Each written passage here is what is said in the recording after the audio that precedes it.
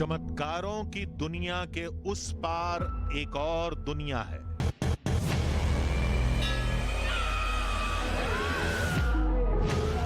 भाई साहब, ये आपने जिंदगी में नहीं देखा होगा। सोचने कल्पना से बाहर। जिसमें दम हो तो टोक के दिखा। जो इनमें पढ़े लिखे बैठे हो वो पहले आ जाए। दम हो पकड़ के दिखा दो तो भी मैं पंडोकर धाम में बैठना बंद कर दूंगा।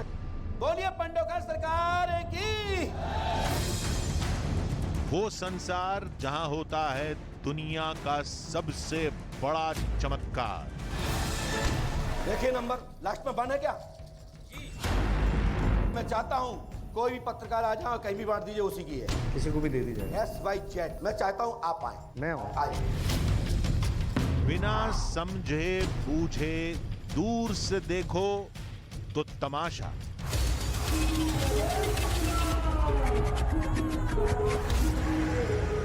झूठ, फरेब और धोखा, और पास जाकर बूझो तो पहेलियों का पहाड़। सबसे बड़ा रहस्य जो आज सुलझेगा या नहीं पता नहीं।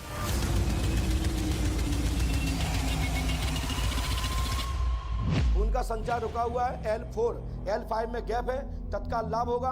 आप अगस्त का दिमाग ठीक रहेगा। आपका बच्चा जो मरा है वो तंत्र क्रिया से मरा है। इसको पढ़िए। जिसको ज्यादा जरूरत होती है ना जी, उसका नंबर पहले आ जाता है, चाहे उसने पर्ची ना भी कटाई हो। ये भी हमने देखा है। 200 का नोट कहाँ है? इसमें कम है, बता रहे हैं। जिसका नंबर है 680 044 60। हम दांव पर दांव चलते गए, लेकिन वो हर बार पासा पलट देते। किस दफ्ती में कौन सी मशीन लगी है? 1 मिनट के चेक कर लिया। आधी हकीकत आधा फसाना में आपने सैकड़ों चमत्कारों का सच देखा, तमाम बाबाओं के दावे परखे, न जाने कितने रहस्यों को उलट पुलट कर सुलझाया। लेकिन आज हम उस चमत्कार को दिखाने जा रहे हैं जिसे बाबा के भक्त मानते हैं सदी का सबसे बड़ा चमत्कार।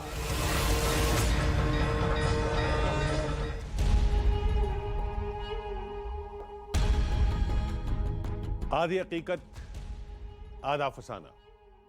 आप कहेंगे कि यह सदी का सबसे बड़ा चमत्कार कैसे हो सकता है?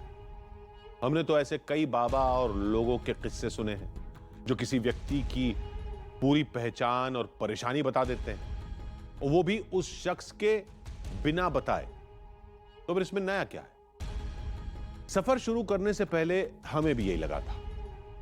फिर हमने सोचा कि चलते हैं, शायद इस बार बाबा की ट्रिक हम पकड़ पाए। लेकिन इस बार बात बहुत आगे निकल गई, हर चमत्कार के दावे से कहीं आगे। बाबा ने वहां ऐलान कर दिया कि आज उनके बनाए पर्चे आधी हकीकत आधा फसाना की टीम बांटेगी। यानी सैकड़ों की भीड़ में हमें चंद पर्चे बांटने थे। बाबा ने कहा कि आज वो चमत्कार लोगों के साथ नहीं, हमारे साथ करेंगे। जो पर्चा जिसका होगा, हम वो पर्चा उसी को देंगे। जैसे किसी को सम्मोहित करके काम करवाया जाता है, ठीक वैसे। लेकिन क्या वाकई ऐसा हुआ? चलिए देखते हैं।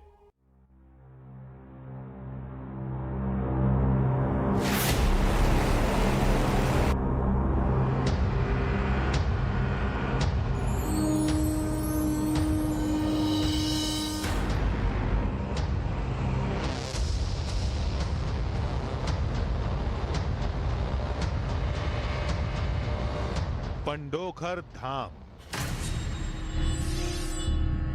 मध्य प्रदेश के दतिया का वो धाम जहां शक्ति, भक्ति और चमत्कार के दिव्य दर्शन लोग रोज करते हैं। कहते हैं जो वहां गया खाली हाथ नहीं लौटा। तो चमत्कार किसमें है? मन्नत पूरी होने में, बाबा की शक्ति में, धाम में, या ये सिर्फ हवाई दावे हैं?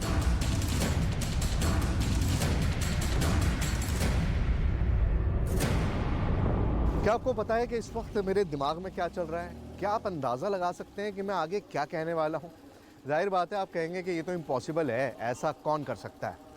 वेल, इस वक्त मैं जिस जगह पर मौजूद हूँ उसका नाम है पंढोकर धाम, और यहाँ पर दावा किया जाता है कि आप सिर्फ यहाँ आ जाइए, उसके बाद आपके दिमाग में, आपके दिल में क्या सवाल हैं, आपके सारी ज़िंदगी में क्या परेशानियाँ हैं, वो सब कागज़ पे लिख दी जाएंगी, और वो भी बिना आपके बताए। मतलब आपको कुछ कहने की ज़रूरत नहीं है, सब कुछ बाबा कागज़ पे उकेर देंगे। हर लाइन, हर बात, हर शब्द कागज़ पे अपने आप दर्ज हो जाएगा। और ये सब कैसे होगा?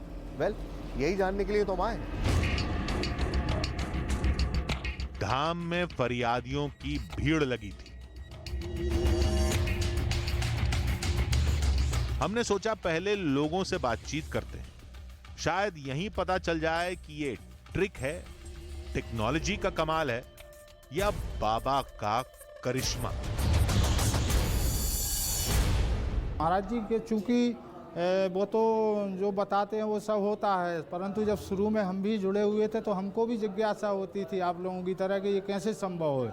लोगों के मन की बात बता देते, जिनके यहाँ 15 साल, 20 साल, 25 साल से संतान नहीं हुई विवाह के बाद, वो महाराज जी ने तो कह दिया जाओ फलानी तारीख फलाने सन में तुम्हारे यहाँ पुत्र हो जाएगा, फलानी तारीख में जुड़वा संतान हो जाएगी। तो हमको भी लगता था कि ये कैसे संभव होगा।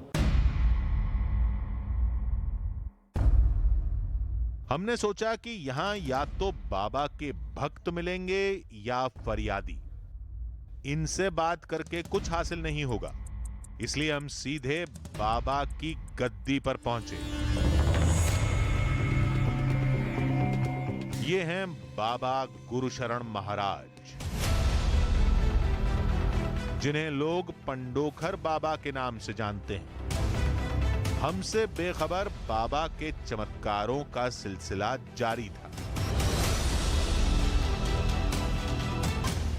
मैं पूछना चाह रहा हूँ, मेरे घर में सबकी तबीयत खराब रहती है। मेरे पापा जी को 1 साल हो गया, हाँ। कैंसर है सर। आज आपने किसी को बताया तो नहीं? किसी को पिता को गंभीर कैंसर है, एक गिरता है एक उठता है, चौकी रखी गई है, लाभ होगा, आशीर्वाद है। जैसा सुना था ठीक वैसा हो रहा था।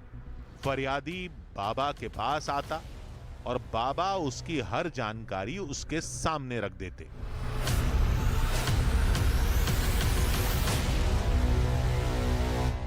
सुनिए, मैंने लिखा है खून का संचार रुका हुआ है, L4, L5 में गैप है, तत्काल लाभ होगा। मानसिक संकलन यानी कि S2 और S5 में भी दबाव है। जी सर। राइट सर, मैं उनका MRI रिपोर्ट भी देखा। राइट क्या नहीं? सर ये सही बात है, मैंने पिताजी का 2 बार सर मैं पिताजी का 2 बार MRI रिपोर्ट कराया हूँ, एक बार दिल्ली में और एक बार बनारस में। और जो सर ने बताया L5 में, वहाँ पे दिक्कत उसमें रिपोर्ट में भी दिखाया गया है।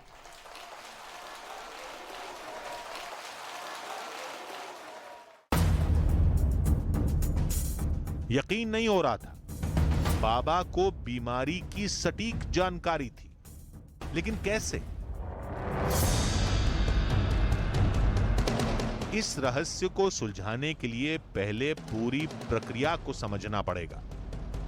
फरियादी को बाबा बुलाते हैं, फिर पीले रंग के बंद लिफाफे से पर्चा निकालते हैं। पर्चे पर पहले से फरियादी की सारी जानकारी लिखी मिलती है।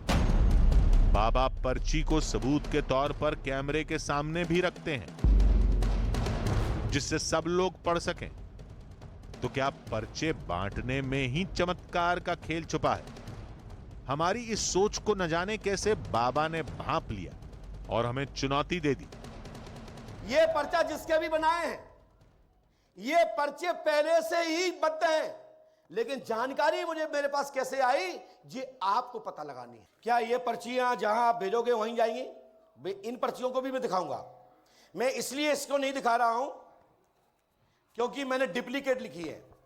जो इसमें लिखा है वो इसमें लिखा है, वो इसमें लिखा है। लेकिन मैं चाहता हूं कोई भी पत्रकार आ जाए, कहीं भी बांट दीजिए, उसी की है। किसी को भी दे दी जाए, SYZ, चाहे अपने को भी दे सकते हो, इनको भी दे सकते। पहले तो आप अपने आप को रखो, चाहो तो ले लेना, कोई दिक्कत भी नहीं है, मुझे कोई इतराज नहीं है। लेकिन पहले मैं चाहता हूं आप आए। मैं आइए। बाबा ने कहा कि पर्चों वाला लिफाफा हम बांटें। फिर बाबा ने एक असंभव सा दावा किया। आप लोग बताइए, क्या ये पर्चा जिनके पास जाएंगे उनके होंगे? वो तो है, वो तो इसमें दुख नहीं है। आप बताइए, आप पढ़े लिखे हैं, आप बताइए, आप मीडिया से, कि जिसके पास लिफाफा जाएगा ये उसका होगा? होना तो नहीं चाहिए। हाँ, नहीं होना चाहिए, लेकिन होगा। ये पंडोकर सरकार में बैठे हैं श्रीमान, बोलिए पंडोकर सरकार की। मैं बाकायदा सूची भी लिख के लाया हूं, चाहूं तो मैं नाम से बुला सकता हूं। मेरी पर्ची पर, दफ्ती पर लिखा है, एक एक व्यक्ति के नाम लिखे हैं जिस व्यक्ति के नंबर आने हैं, और जिसको आप भी देंगे तो वही आएगा जिसको मैं चाहता हूं। आधी हकीकत आधा फसाना की टीम ने लोगों को लिफाफे बांटने शुरू किए। बाबा ने जो कहा वो नामुमकिन था। हमें खुद नहीं पता था कि हम पर्चा किसे देंगे, फिर जिसका पर्चा होगा हम उसी को देंगे। ये बात बाबा इतने दावे के साथ कैसे कह रहे थे? लोग कहते हैं ये भी बाबा का एक चमत्कार है।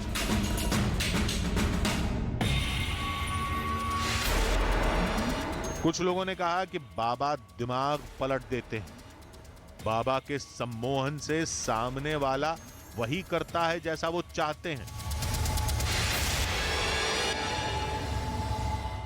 आउट ऑफ ऑर्डिनरी, मतलब एकदम से कह दिया कि आप ही जाके दे दीजिए, पर्चे किसको दिए जाएंगे किसको नहीं दिए जाएंगे वो अपने आप ही पहुंच जाएगा, माता जी को दे दीजिए। चलिए, तो ये मतलब स्पेसिफिकली किस तरह से हुआ आई हैव नो आइडिया। सिर्फ ये कहा गया कि आप जाइए और ये बंद लिफाफे हैं और ये बंद लिफाफे ले जाके दे दीजिए, और मैंने वो फाइनली वो लिफाफे ले जाके दे दिए हैं।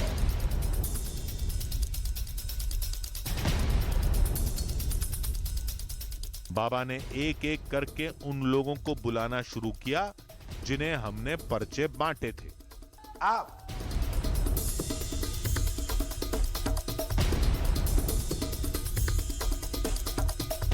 जय श्री राम। हाँ, क्या पूछे? पुत्र के स्वास्थ्य लाभ के लिए कौन से माफी पुत्र? शर्मा, मेरा पुत्र अगस्त शर्मा। क्या समस्या अगस्त की? अगस्त की मानसिक प्रॉब्लम है। अगस्त का दिमाग ठीक रहेगा, पागल टाइप दिमाग बचपन से ही है, ब्रेन शून्य है, और इसके सेल नंबर 10 दबा हुआ है, और ये जन्म से ही है। इसको बुखार आया था, तब से ये स्थिति बनी है। लाभ होगा, आशीर्वाद। मैं आपका एक पर्चा यहां भी लिख के रखा हूं, मैं दूंगा, बैठना जाना मत, क्योंकि मैंने 2 पर्चे लिखे। मैंने कहा था कि ये देंगे उन्हीं को। मैंने कहा था, अभी भी आपने सुना होगा, कि एक डुप्लीकेट यहां रखे हैं और एक डुप्लीकेट वहां बंटवा दिए हैं। एक यहां लिखे रखे हैं और आपने उन्हीं को दिए हैं जिनको मैं चाहता हूं।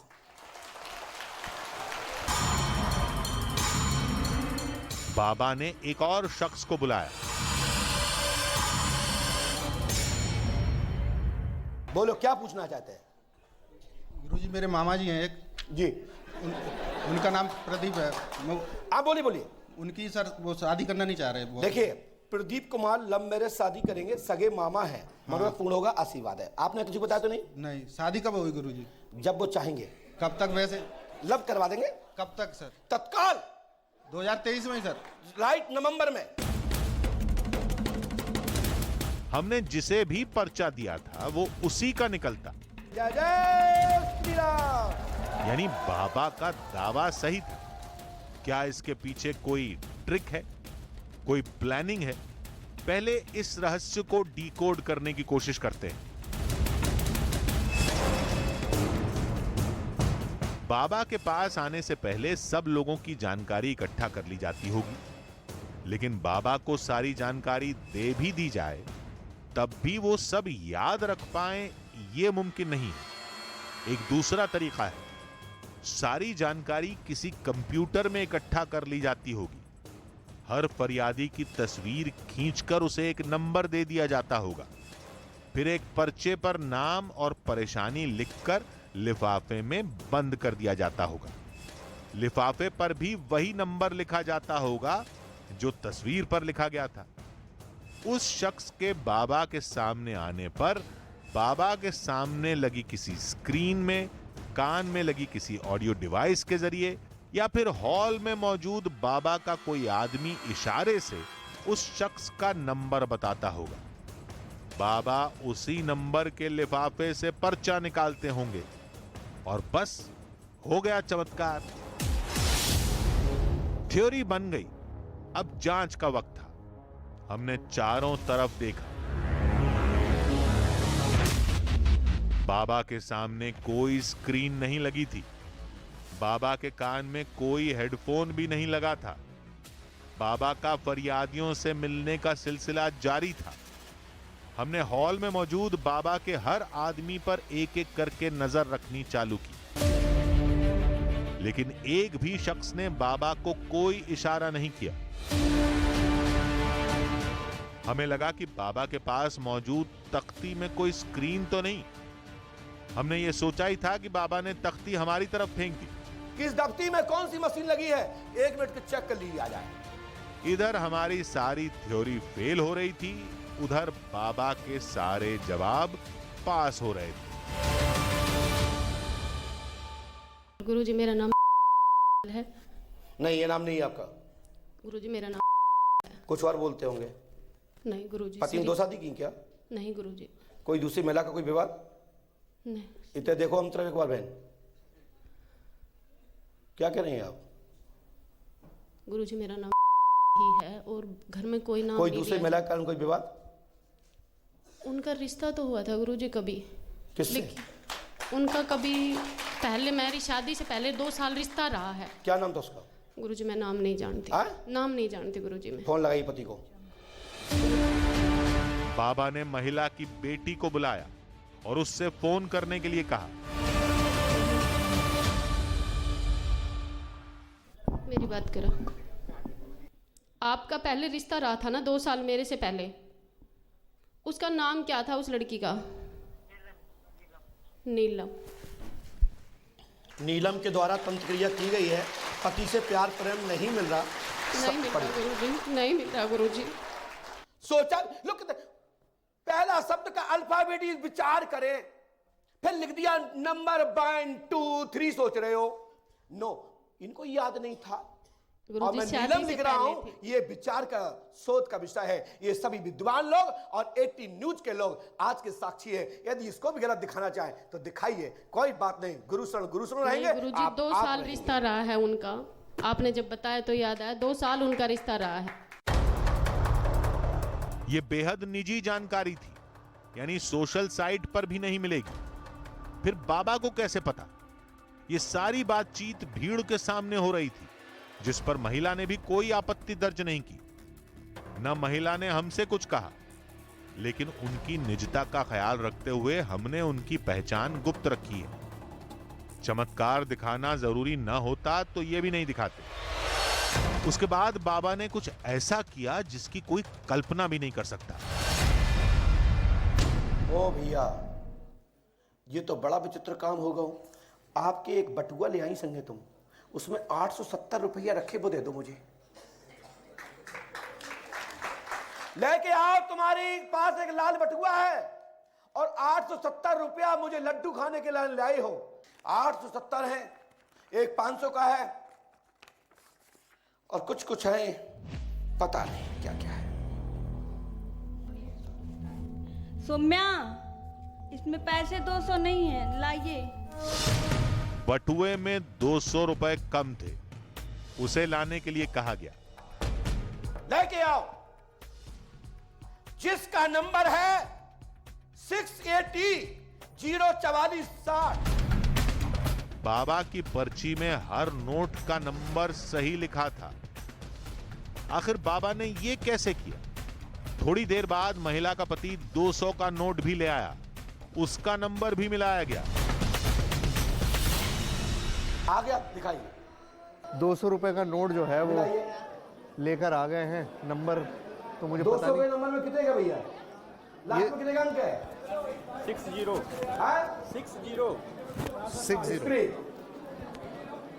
60 है। आपके अच्छा। पैसे किसी ने देखे नहीं थे? तो यह पंडो खाने तो नहीं दिए किसी ने नहीं देखे थे। 200 रुपए का नोट है। स्पेसिफिकली इनको नंबर बताया था और वो नंबर जो डिस्प्ले किया था, ये नोट कम था इनके हिसाब में, लेकिन फाइनली वो नोट भी ये ले आए क्योंकि इन्होंने ही निकाल के रखा था और इसका नंबर वही है।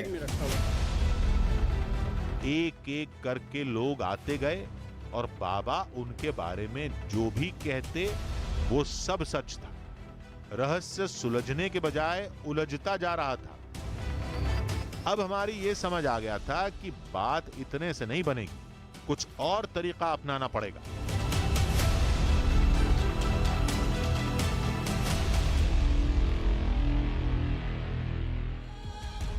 आधी हकीकत आधा फसाना। हम दूसरा तरीका अपना तो लेते, लेकिन क्या करें ये समझ नहीं आ रहा था। बाबा ने जो किया वो असंभव था। वहां तो करीब 200-300 फरियादी बैठे थे। फिर हमने उन्हीं लोगों को पर्चा क्यों दिया जिनका नाम बाबा के पास मौजूद लिस्ट में पहले से लिखा था? क्या वाकई बाबा ने हमें सम्मोहित कर लिया था? नहीं, ये नहीं हो सकता।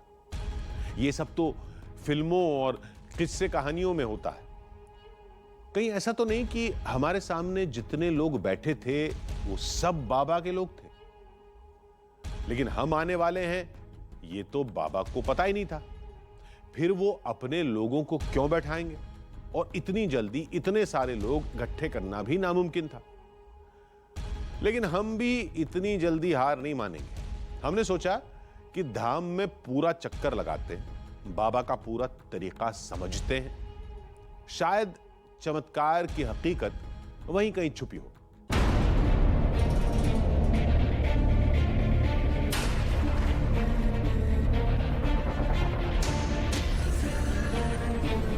पंडोखर धाम लाखों लोगों की परेशानियों का आखिरी हल।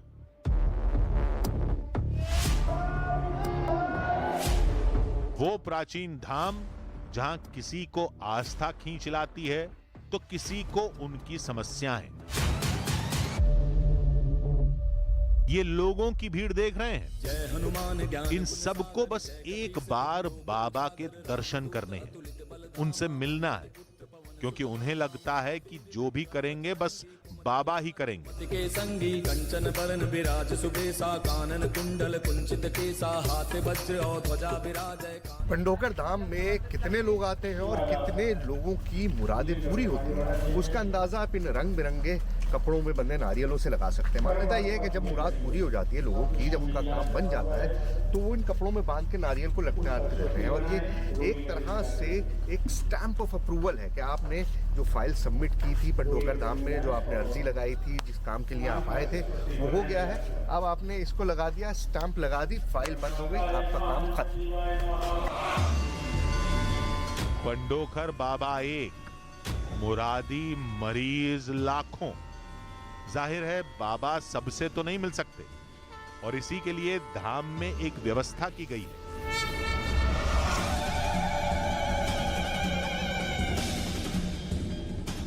देखिए, इस तरह के टिकट काउंटर्स आपने सिनेमा घरों में देखे होंगे, आपने मैदान में देखे होंगे, और बहुत सारी जगह पर इस तरह के सिनेमा काउंटर्स होते हैं और उनके सामने इसी तरह की लंबी लंबी लाइन लगती है। लेकिन ये बहुत ख़ास टिकट काउंटर है, क्योंकि ये टिकट काउंटर है पंडोकर महाराज का। जिसको भी मिलना होता है उसको सबसे पहले आके यहाँ पर अपना टिकट कटाना होता है, जो भी पैसे देके, मतलब वो टिकट लेने के बाद ही आपको बाबा से मिलने का मौका मिलता है। डिपेंड करता है आप कितनी जल्दी मिलना चाहते हैं। ज़्यादा पैसे देंगे तो ज़्यादा जल्दी मिल जाएंगे, कम पैसे देंगे तो हो सकता है आपका नंबर थोड़े वक्त बाद आए। लेकिन करना यही होगा कि आपको सबसे पहले काउंटर पर आना पड़ेगा, लाइन में लगना पड़ेगा, टिकट लेना पड़ेगा, और उसके बाद ही आपको मौका मिलेगा दरबार में हाजिरी करने का।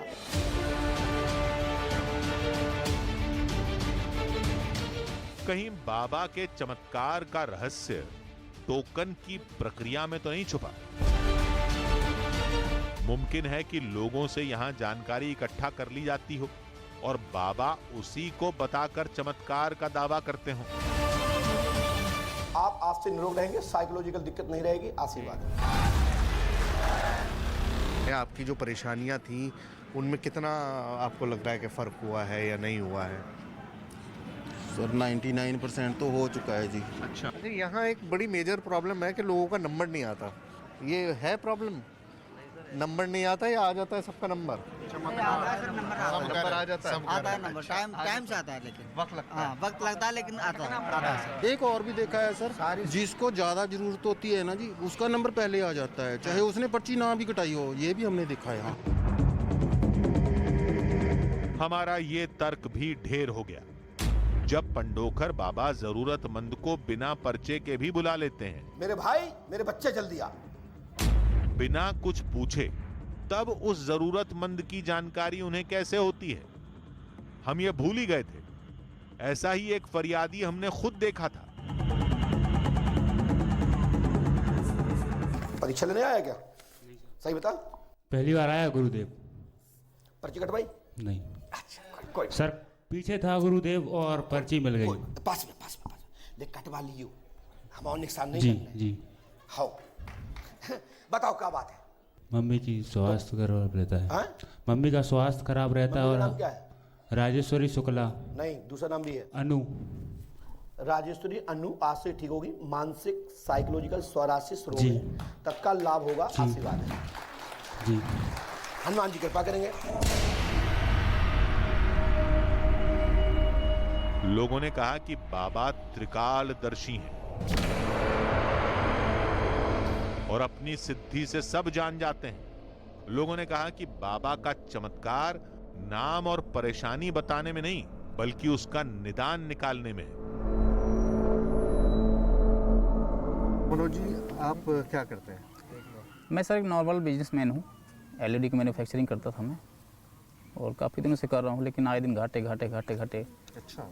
तो फिर यहाँ पे जब आया तो मैंने हाथ में लिख के लाया, और जैसे ही मेरा नंबर आया यहाँ पे, तो गुरुजी ऐसे हाथ कर दिए। बोले बस ऐसे पर्चे दिखा दिए। बोले हाथ पर 4 प्रश्न लिखे हैं, फलाना ठिकाना ये वो दुनिया भर की बहुत सारे बता दिए। बोले दिखाओ हाथ। दिखाया मैंने, 4 प्रश्न लिखे हुए हैं। आज भी उसकी फ़ोटो रखा हूँ मैं हाथ की, और वो पर्चा मेरा सब सारी चीज़ें हैं। और लगभग 3 महीने मुझे हो गया गुरुजी से मिले हुए। इतना बढ़िया चल रहा है श्रीमान जी, इतना बढ़िया चल रहा है बिजनेस, क्या बताऊँ। हमने कहा कि कुछ लोगों की इच्छा पूरी होना इत्तेफाक भी तो हो सकता है। ये सुनते ही कई और लोग अपनी कहानी सुनाने आगे आ गए। एक वैकेंसी निकली हुई थी विधानसभा से। उस वैकेंसी में मैंने अप्लाई किया।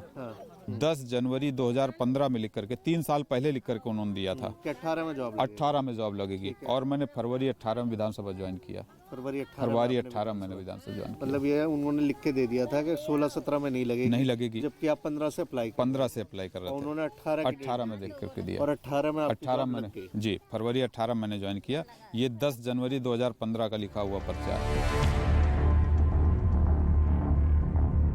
तभी हमें बाबा मिल गए। उन्होंने कहा वो त्रिकालदर्शी नहीं है, बल्कि उनकी ताकत का रहस्य कहीं और छुपा है, और वो हमें वहां ले गए।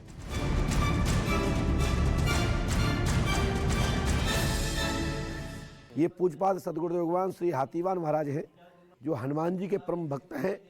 हनुमान जी महाराज इनके महावत स्वरूप बानर रूप में उनके हाथी के मस्तक पर विराजमान है, क्योंकि हाथी गणेश स्वरूप होता है। आप जो पर्चे जिस तरह से बनाते हैं या जो करते हैं, वो जो शक्ति है वो कहाँ से अर्जित की है, यहाँ से या कहाँ से? पर्चा जो बनाते हैं वो पूजपाद सदगुरुदेव भगवान श्री हाथीवान महाराज की कृपा से बनाते हैं। इनकी प्रेरणा होती है। तो पर्चा हम नहीं बनाते हैं, पर्चा तो लिखने वाले हम हैं। अच्छा। कहते हैं ये पूरा इलाका महाभारत काल का है।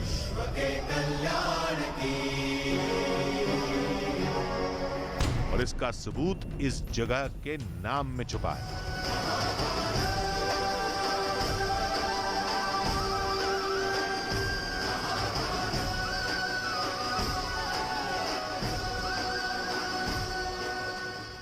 पंडोकर का नाम अगर आप ध्यान से अपने दिमाग में बार बार दोहराएंगे तो आपको अंदाज़ा हो जाएगा कि इसका कोई ना कोई कनेक्शन पांडवों से रहा होगा। और मान्यता यही है कि ये जो गांव है पंडोकर, बेसिकली ये पांडवों से रिलेटेड कुछ था। इसी वजह से पांडव खर कुछ नाम था, जो बाद में अपभ्रंश होकर पंडोकर में तब्दील हो गया।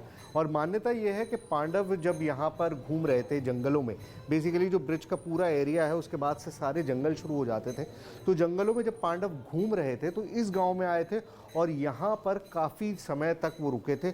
और ये जो हनुमान जी की मूर्ति आपको दिखाई देती है, मान्यता ये है कि उन्होंने ही इसको स्टैब्लिश किया था, यहाँ पर विराजमान किया था। मंदिर के अलावा पंडोखर धाम के चमत्कार का एक सिरा इस नदी से भी जुड़ा है।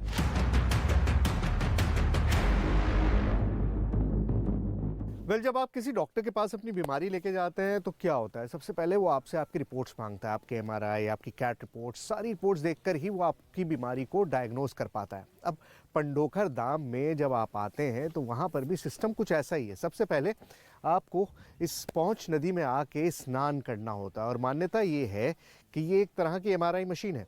आपके अंदर की सारी बीमारियां जो हैं, आपके दिमाग में आपको किसी भी तरह की मेंटल प्रॉब्लम्स हों, इकोनॉमिक प्रॉब्लम्स हों या हेल्थ प्रॉब्लम्स हों, जो कोई भी परेशानी आपको है वो एक तरह से यहाँ पर स्कैन हो जाती है और उसकी रिपोर्ट पहुँच जाती है दरबार में, गुरुजी के पास।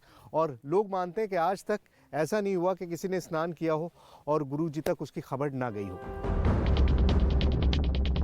तभी हमें पता चला कि बाबा ने हॉल में प्रेत बाधा से मुक्ति की क्रिया शुरू की है।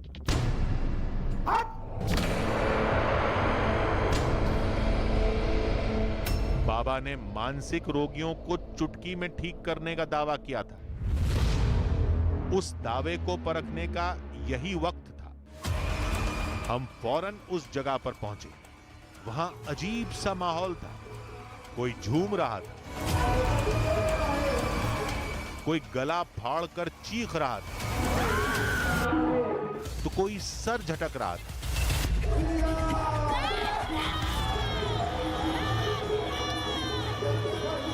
वहां काफी भीड़ थी, लेकिन उनकी हरकतों ने थोड़ी देर के लिए हमें डरा जरूर दिया था।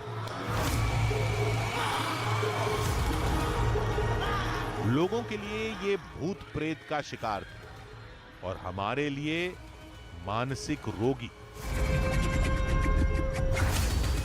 डर ये था कि न जाने कौन, कब, कहां से अपना आपा खोकर हमला कर दे। मरीजों के साथ आए लोगों ने कहा, डरिए नहीं, ये सब बाबा की उंगलियों पर नाचेंगे जैसे अभी नाच रहे हैं। देखते जाइए, थोड़ी देर में बाबा उन्हें चुटकी बजाते ही ठीक कर देंगे। बार बार बात होती है कि किस तरह की फ्रेंसी यहाँ पर है लोगों में, किस तरह का जोश है, किस तरह से लोग उस चीज को एंजॉय कर रहे हैं। दरबार में जब आ रहे हैं तो स्पेसिफिकली देखिए मेरे पीछे कि जैसे ही इशारा मिला ये सब खड़े हो जाइए, सैटरडे है, नाच में लोगों ने नाचना शुरू कर दिया, रोना शुरू कर दिया। बहुत सारे लोग हैं जो नाच भी रहे हैं, इस तरह से जैसे भूत बाधा की बात की जाती है। गुरु जी ने कहा था कि शनिवार का दिन है तो जिन लोगों पर भूत का असर होता है वो सब नाचने लगेंगे। अचानक बाबा ने कुछ मंत्र बुदबुदाए, एक शांत, टोटल शांत। एक फूंक मारी और तेज आवाज में आदेश दिया, सभी शांत, एक शांत, टोटल शांत, हट, सभी शांत, टोटल शांत। बहुत हो गया, बैठो शांत, सभी शांत। चलो भाई, दरबार प्रारंभ। जैसे चमत्कार हो गया। बाबा के आदेश देते ही चीखते चिल्लाते लोग धीरे धीरे करके शांत होने लगे।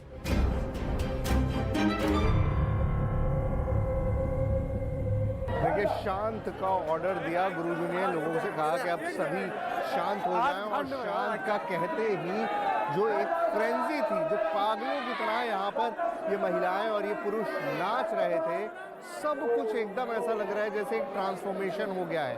अब इसी बात को मैं बार बार कह रहा हूँ कि इस ट्रांसफॉर्मेशन को, ये जो बदलाव आ रहा है, इसको आप किस तरह से एक्सप्लेन कर सकते हैं। अभी जब वो उंगलियों के इस तरह से इशारे कर रहे थे तो सब नाच रहे थे, लेकिन वो सारा सिलसिला अभी थम सा गया है। सिर्फ ये बोला है कि बैठ जाओ और सारे लोग जो हैं वो सेटल डाउन होने लगे। अब इसे मैं किन टर्म्स में किस तरह से एक्सप्लेन करूं, आई हैव नो आइडिया। लोगों ने हमसे 2 दावे किए थे और दोनों सच निकले। बाबा ने बिना बताए या पूछे लोगों का नाम, पहचान और परेशानी बता दी। 2026 तक सफलता मिलेगी। लोगों को उसका हल भी बता दिया। उन्होंने चीखते चिल्लाते मानसिक रोगियों को एक इशारे भर से शांत कर दिया। सभी शांत, लेकिन ये सब उन्होंने कैसे किया, ये समझ नहीं आया। आज का दिन खत्म हुआ। कल हम यहां एक फुल प्रूफ प्लान के साथ आएंगे। बाबा की शक्ति को अपने तरीके से परखेंगे, देखेंगे क्या होता है।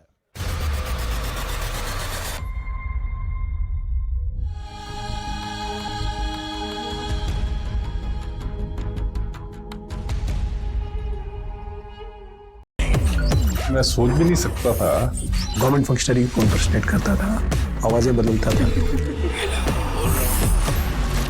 टारगेट भी बहुत पावरफुल धनवान लोगों को करता है। ये एक ही चीज से रुक सकता है, अगर आप इसकी जीभ काट दो। न्यूज चैनलों के इतिहास में पहली बार न्यूज 18 इंडिया की web series FIR number 208 streaming now.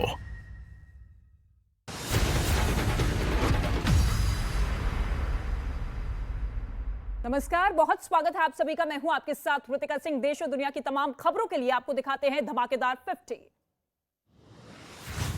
तुर्की और सीरिया में भूकंप से भारी तबाही। दोनों देशों में भूकंप में अब तक 25,000 से ज्यादा लोगों की मौत हुई। अब तक 85,000 से ज्यादा लोगों को बचाया गया।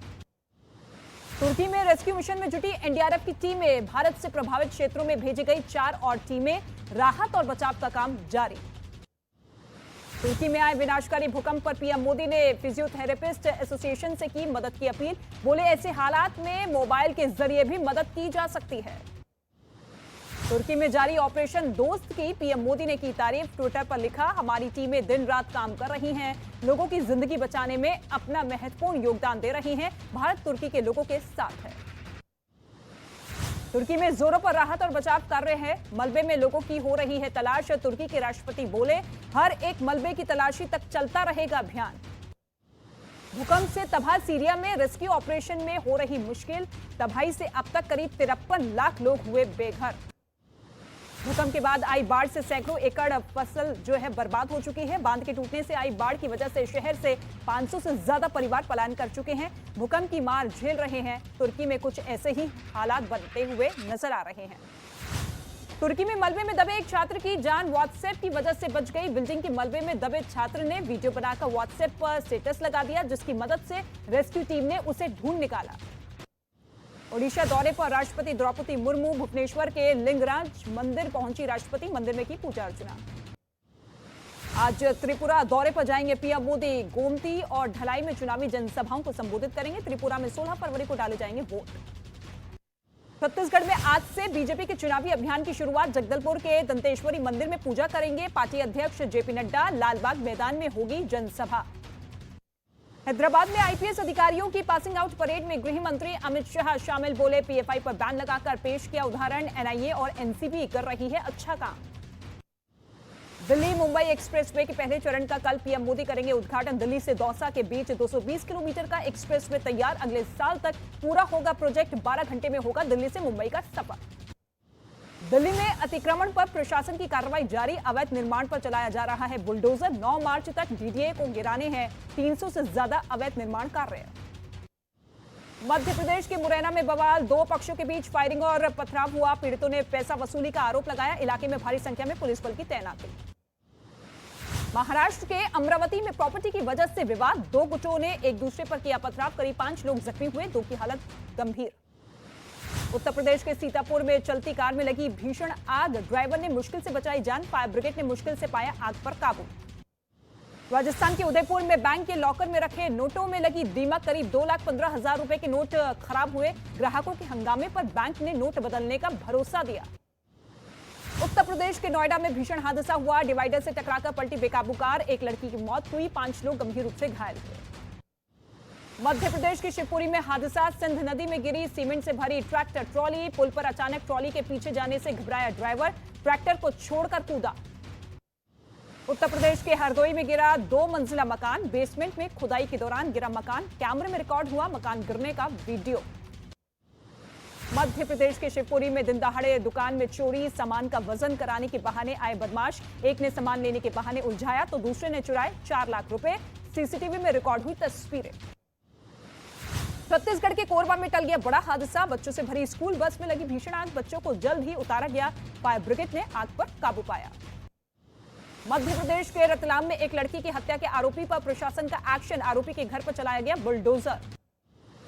मध्य प्रदेश के इंदौर में बड़ा हादसा हुआ। फाइबर बनाने की फैक्ट्री में लगी भीषण आग। लाखों रुपए का सामान जलकर राख हुआ। हरियाणा की बहादुरगढ़ में जूते की फैक्ट्री में लगी भीषण आग। करोड़ों का सामान जलकर राख हुआ। फायर ब्रिगेड की 8 गाड़ियों ने मुश्किल से पाया आग पर काबू।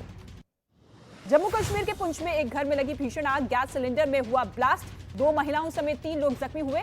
जम्मू मेडिकल कॉलेज में भर्ती। मुंबई से दुबई जाने वाले विमान की उड़ान में देरी पर बवाल हुआ। गुस्साए यात्रियों ने एयरपोर्ट पर किया हंगामा। 13 घंटे की देरी से रवाना हुआ एयर इंडिया का विमान। चेन्नई में कोस्ट गार्ड जवानों का तस्करों के खिलाफ बड़ा एक्शन। श्रीलंका से लाया जा रहा 10 करोड़ का सोना पकड़ा गया। बिहार के दरभंगा में पुलिस टीम पर हमला हुआ। पेट्रोलिंग के दौरान लोगों ने किया हमला। महिला दारोगा समेत 2 पुलिसकर्मी घायल। मुंबई एयरपोर्ट पर 94 लाख रुपए की विदेशी करेंसी बरामद की गई। ड्राई फ्रूट के डिब्बे में छिपाकर लाए जा रहे थे डॉलर और दिरहम। राजस्थान के उदयपुर में बैंक के लॉकर में रखे नोटों में लगी दीमक। करीब 2,15,000 रुपए के नोट खराब हुए। ग्राहकों के हंगामे पर बैंक ने नोट बदलने का भरोसा दिया। महाराष्ट्र के नासिक में त्र्यंबकेश्वर मंदिर में शिवलिंग पर बर्फ जमने के मामले में मंदिर के पुजारी फंस गए। 3 पुजारियों पर अंधविश्वास फैलाने के आरोप में पुलिस ने दर्ज किया केस। पंजाब पुलिस की गिरफ्त में बम्बिया गैंग के 2 सदस्य। आरोपियों के पास से 5 पिस्तौल और 20 कारतूस बरामद किया गया। बड़ी वारदात की फिराक में थे आरोपी। कनाडा में रह रहे आतंकी लखबीर लांडा का साथी गिरफ्तार हुआ है। पुलिस ने 3 अन्य लोगों को भी पकड़ा है। 4 पिस्तौल समेत कई हथियार और 2 मोटरसाइकिल बरामद। बेंगलुरु में 13 फरवरी से शुरू होने वाले एशिया के सबसे बड़े एरो इंडिया शो की तैयारियां जोर पर है। वायुसेना ने किया रिहर्सल। प्रधानमंत्री नरेंद्र मोदी करेंगे शुभारंभ। यूपी ग्लोबल इन्वेस्टर समिट 2023 का दूसरा दिन आज। केंद्रीय मंत्री नितिन गडकरी भी होंगे शामिल। लखनऊ में चल रहा है ये कार्यक्रम। भारत में मिला लिथियम का पहला भंडार। जम्मू कश्मीर के रियासी जिले में भंडार मिला है। जीएसआई ने खनन विभाग को सौंपी रिपोर्ट। बैटरियां बनाने में काम आता है लिथियम। भारत में इजराइल के काउंसलर जनरल कोबी शोशानी का वंदे भारत ट्रेन से यात्रा करने का वीडियो वायरल हुआ है। वीडियो में कोबी शोशानी वंदे भारत ट्रेन से यात्रा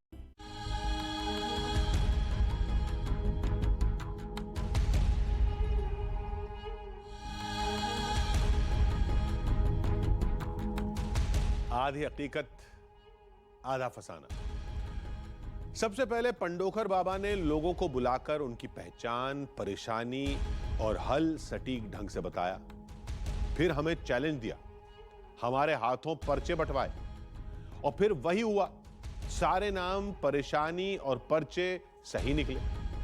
हमने अब तक चमत्कार के सैकड़ों दावे देखे थे, लेकिन ऐसा तो कहीं नहीं देखा। अब हम अपना आखिरी और सबसे अचूक दांव चलेंगे। इस बार सवाल और जवाब हमारे होंगे। पर्चियां हम खुद लिखेंगे, उनके जवाब भी हम ही लिखेंगे। सवाल और जवाब ऐसे होंगे जिन्हें हमारे अलावा कोई नहीं जानता। लोग यही कहते हैं ना कि बाबा सब जान जाते हैं, त्रिकालदर्शी हैं। तो बाबा इस बार वो बताकर दिखाएं जो हम जानना चाहते हैं।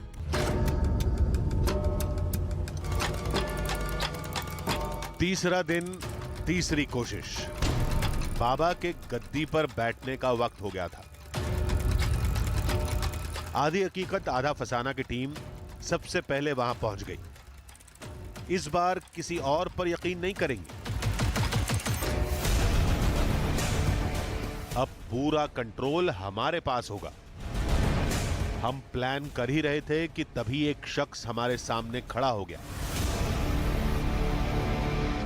आप इसीलिए आए कि भाई यहाँ किसी के साथ फ्रॉड ना हो, गड़बड़ ना हो, फ्रैंकली स्पीकिंग। लेकिन अंधश्रद्धा का निर्मूलन हो सकता है, श्रद्धा का निर्मूलन नहीं हो सकता। मैं यहाँ खड़ा हूँ इस जमीन पे, ये जमीन के नीचे भी धरती है और वो धरती कहीं ना कहीं आसमान में ही गोल घूम रही है यार। मतलब मैं भी गोल घूम रहा हूँ, लेकिन ये जब तक बात साइंस नहीं बोलेगा तब तक मैं मानने को तैयार नहीं होता। लेकिन हकीकत तो यही है। हमें लगा ये कोई बाबा का भक्त है जो हमें भटका रहा है। पंडोकर सरकार को सरकारी बोलना पसंद करूंगा। अब जो देखा, मेरी आंखों ने देखा है, जो सुना मेरे कानों ने सुना है, मेरे सेंसेस, मैं भी पढ़ा लिखा आदमी हूँ यार, अच्छा खासा पढ़ा लिखा हूँ, मेरे सेंसेस मुझे पागल नहीं डिक्लेयर कर सकते।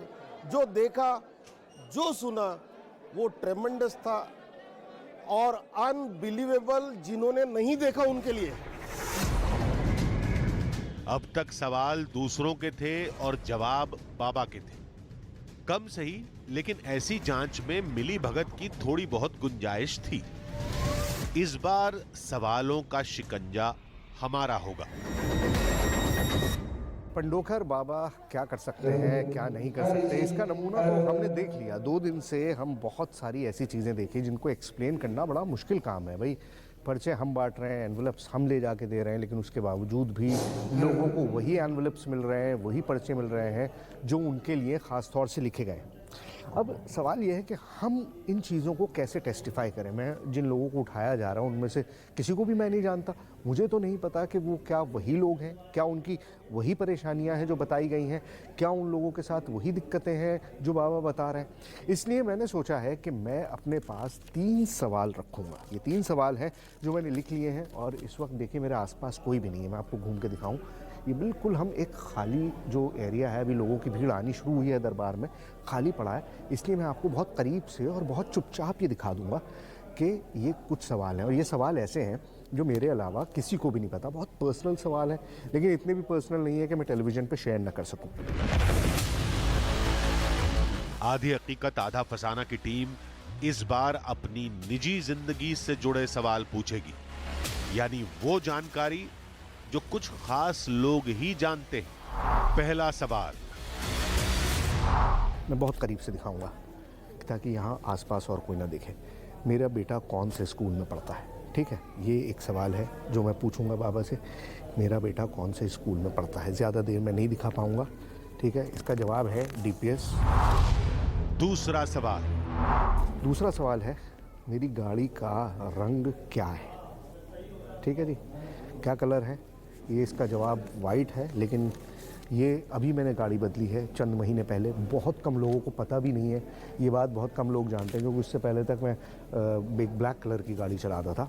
अभी चंद महीने पहले मैंने गाड़ी बदली है। तीसरा सवाल, और तीसरा जो सबसे मुश्किल सवाल है, आधार कार्ड पे आपके पिता का नाम होता है, आपकी माताजी का नाम होता है, लेकिन आधार कार्ड पे आपके दादा का नाम नहीं होता और किसी सर्टिफिकेट पे आपके दादा का नाम नहीं लिखा जाता। लेकिन मैंने यहाँ सवाल यही पूछा है कि मेरे दादा का नाम क्या है, और जवाब आपके सामने है रहीम शाह।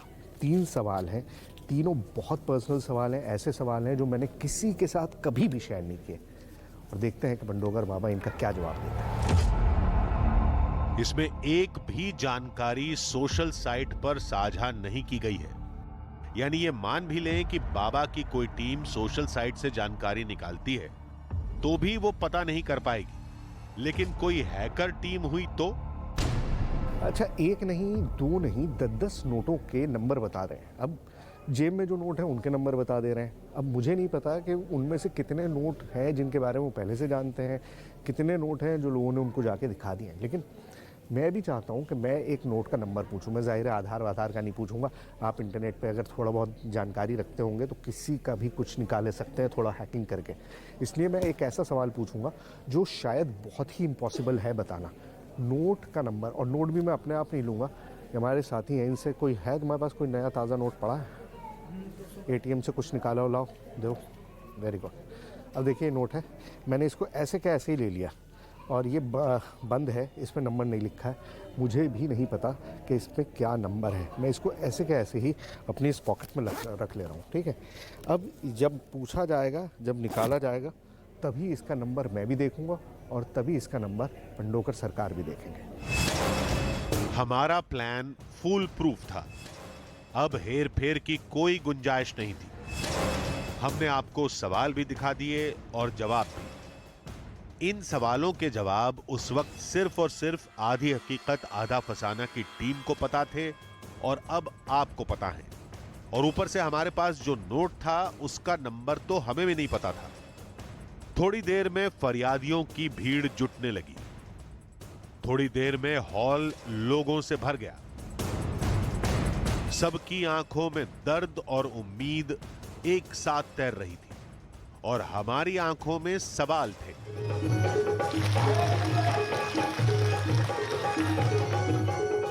थोड़ी देर में बाबा भी आ गए। हालांकि हम बाबा से पूछने में झिझक रहे थे, तभी बाबा ने हमें खुद ही मौका दे दिया। मैं चैलेंज स्वीकार करता हूं, हमारे लायक होता है, हमारी ज्ञान के अंतर्गत होता है। मैं ऐसे चैलेंज को स्वीकार करता हूं। ठीक है, आप चैलेंज स्वीकार करते हैं? बिल्कुल करते हैं। तो एक छोटा सा चैलेंज है जी आपके लिए। क्या बोला आपने? कह रहा हूँ एक छोटा सा चैलेंज है। क्या चैलेंज है? 3 सवाल हैं जी, जो मैंने पहले लिखे हैं अपने पास जी, और इन 3 सवालों को मैंने, देखिए अभी दरबार नहीं चल रहा है, लेकिन आप पूछ रहे हैं, लेकिन हम गद्दी पे बैठे हैं तो दरबार तो है ही जी। मैं आपको चैलेंज को स्वीकार करता हूं। मुझे समझ में आएगा बता दूंगा, आपको अपने कैमरे को दिखाना पड़ेंगे, मैं अपने कैमरे को दिखाऊंगा, दोनों शूट करेंगे। 19-20 की कमी आती है तो उसको 99 करके पास का दर्जा दिया जाए, और यदि हम 40% से नीचे रहे तो हमें फेल का करार दिया जाए। कैसा रहेगा? ठीक है। एक आध पॉइंट तो चूक भी सकते हैं। शायद बाबा सब नहीं जानते, ये साबित होने वाला था। अगर वो जानते तो जवाबों में कमी पेशी को स्वीकार करने की बात नहीं करते। आप लिख के ले आए हैं कि लिखेंगे? मैं लिख के लाया। तो हम भी लिख के रख चुके हैं, सील पैक है। और इसके बाद ये 107 भी रखा है। तो इसको यहां और इसको यहां। बाबा का दावा था कि जो सवाल हमने लिखे हैं उनका जवाब वो पहले ही लिखकर रख चुके हैं। बाबा का दावा था कि उन्हें हमारे सवाल भी पता थे और सवालों के जवाब भी। अब चमत्कार के सारे दावे बाबा के जवाब पर टिके थे। तुम क्या पर्चे लिख के ले आए? 5, 10 या 1? 3 है, 3 सवाल हैं, अलग अलग कागज पे मैंने लिखे 3 क्वेश्चन ले आए कि 3 पेज अलग है? मैंने लिखे भी मैंने इसलिए थे ताकि मैं अपने कैमरे को दिखा सकूं, पहले रिकॉर्ड करा सकूं। हमने 32 नंबर के लिफाफा में रखा था और पर्चा आप इतने ले आए और हमने इतने लेके रखे। लेकिन आप क्वेश्चन बोलते जाइए और मैं पर्चा देता जा रहा हूं। बोलिए क्या पूछना चाहते हैं आप? अब आप पेन नहीं इस्तेमाल करेंगे? नहीं करेंगे पेन का इस्तेमाल। अच्छा। लेकिन बाद में तो करेंगे। हाँ, बाद में करिए।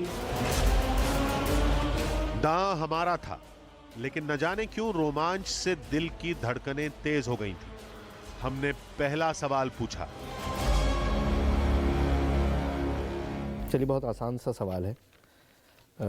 मैंने लिखा है, मैं दिखा देता हूँ आपको। अच्छा, इधर दिखाता हूँ। मेरी गाड़ी का रंग क्या है? गाड़ी का रंग मैंने अभी बहुत जल्दी में चेंज किया है। अभी बहुत लंबे वक्त बाद एक गाड़ी मैंने दूसरी चेंज की है। बाबा अचानक शांत हो गए। कुछ देर आंख उठाकर सामने देखते रहे। न ध्यान लगाया, न मंत्र पढ़ा, न कुछ और किया। लेकिन अपना पर्चा भी तो दिखा दीजिए सबको। हाँ, मैं दिखा दूंगा। हमारे कैमरे को भी दिखा दें, आप अपना भी चेकोगे, हमारा भी तो रहे प्रूफ में। गाड़ी का रंग प्रश्न करेंगे सफेद। हाँ, ये लीजिए, वाइट। सीधे दिखाइए। जी जी जी।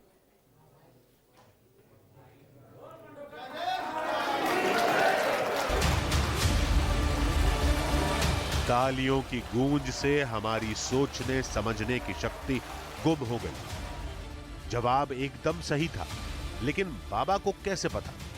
हमने दूसरा सवाल पूछा। गुरुजी, मेरे बेटे का स्कूल बताइए, क्योंकि आप बेटे के स्कूल बताएं। हाँ। पर्चा दिखाइए अपना। क्या आपने अपने बेटे के स्कूल का नाम लिखा? हाँ, लिखा हुआ। दिखाइए। ये देखिए, मेरा बेटा कौन से स्कूल में पढ़ता है? कौन से में पढ़ता है? DPS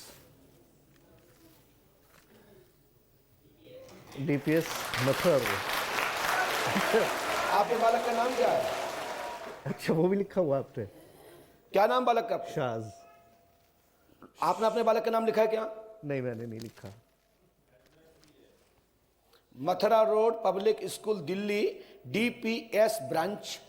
आपने ब्रांच भी लिख दिया? जी हाँ। क्या सही है? सबने इनका पर्चा देखा? सही। बोलिए। फिर हमने तीसरा सवाल पूछा।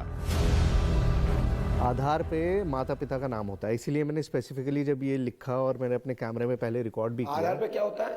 पिता का नाम होता है अमूमन, माता का नाम होता है, लेकिन मेरे दादा का नाम है इसमें। दादा का नाम है क्योंकि वो कहीं किसी डॉक्यूमेंट में शेयर होता नहीं है, वो आसानी से कोई नहीं निकाल सकता। दादा का नाम होता है, इसमें है दादा का नाम। आपने लिखा है? मैंने लिखा। दिखा दीजिए कैमरे को।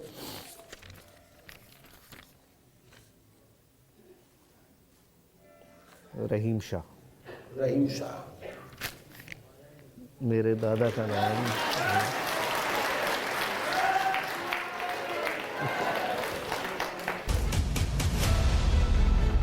अब हम वो पूछेंगे जिसका जवाब हम भी नहीं जानते। जेब में रखे नोट का नंबर। अच्छा एक, हाँ, आप कल बहुत सारे नोटों के नंबर बता रहे थे। जी। मैं अमूमन वॉलेट रखता नहीं हूँ, पर्स में रखता नहीं हूँ, कैश भी नहीं रखता, क्योंकि सारा काम फ़ोन से हो जाता है। अमूमन नहीं रखता हूँ, हमेशा नहीं होता, हमेशा बैग में ही होता है, मैं पर्स नहीं रखता अपने पास। आज स्पेशली नोट लेके रखा है मैंने एक।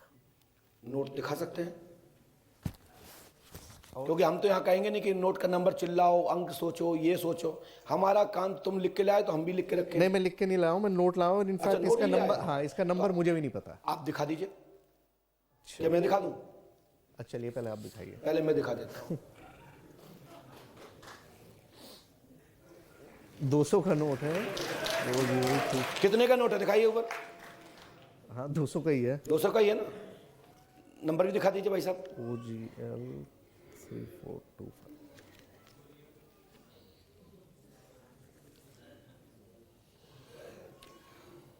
नहीं दिखाया? दिखाइए दिखाइए। देखिए, ठीक है, मैं तो मना नहीं कर रहा हूँ। ले भाई, देख। नोट सही, नंबर भी सही। बाबा ने हमारे सारे सवालों के सही जवाब दिए थे। फिर बाबा ने हमारी कैमरा टीम का रुख किया। आपका नाम क्या भाई साहब? है? आपका नाम क्या है? आप लोग भी पूछेंगे?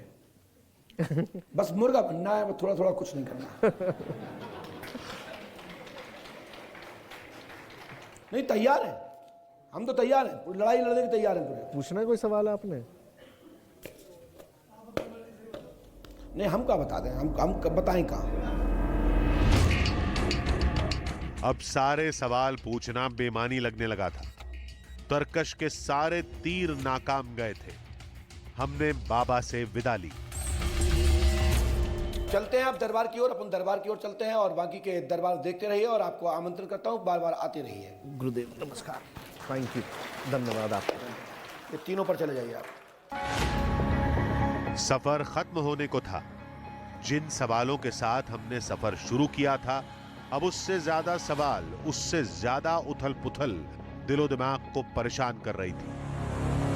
देखिए, हमारे लिए ये बहुत मुश्किल है इस वक्त यहाँ। तो अब दरबार शुरू हो गया है, नॉर्मली मेरी बात ख़त्म हो गई, लेकिन मैं इन चीज़ों को एक्सप्लेन नहीं कर सकता हूँ, क्योंकि मैंने ये चीज़ें जो लिखी थी, ये वो चीज़ें थी जो मेरे अलावा शायद ही कोई जानता हो। ये बहुत बहुत इंटीमेट चीज़ें हैं। इनफैक्ट मैंने सोच समझ के इस तरह की चीज़ें चुनी थी जो कोई भी नहीं जानता था मेरे बारे में, लेकिन ये सारी चीज़ें जो हैं उसके जवाब इन कागज़ों में दर्ज हैं। आप देख सकते हैं जो मैंने कहा था कि मेरे बालक का नाम, मेरे बालक का स्कूल, वो भी इस पे लिखा हुआ है। मेरी गाड़ी का रंग वो मैंने अभी चेंज किया था, जैसे मैंने आपको बताया, और उसके अलावा मेरे दादा का नाम भी यहाँ पर लिख दिया गया। अब ये कैसे हुआ, आई हैव नो एक्सप्लेनेशन, और शायद मैं क्या, कोई भी इसको एक्सप्लेन नहीं कर पाएगा। हमें मंजिल ना मिले, हम अपनी सारी कोशिश न कर पाए, और इसकी वजह से कोई किस्सा, कोई मिशन, कोई तलाश अधूरी रह जाए तो तकलीफ होती है। इस बार तलाश अधूरी नहीं थी। बाबा ने हमें सब कुछ देखने, जानने और जो भी सवाल या तरीका हमने सोचा था उसे करने की पूरी आजादी दी थी। लेकिन पहली बार सब मनमर्जी का होने के बाद भी सफर अधूरा लग रहा था। जानते हैं क्यों? वो इसलिए क्योंकि सफर की जमीन बना सवाल और गहरा हो गया था।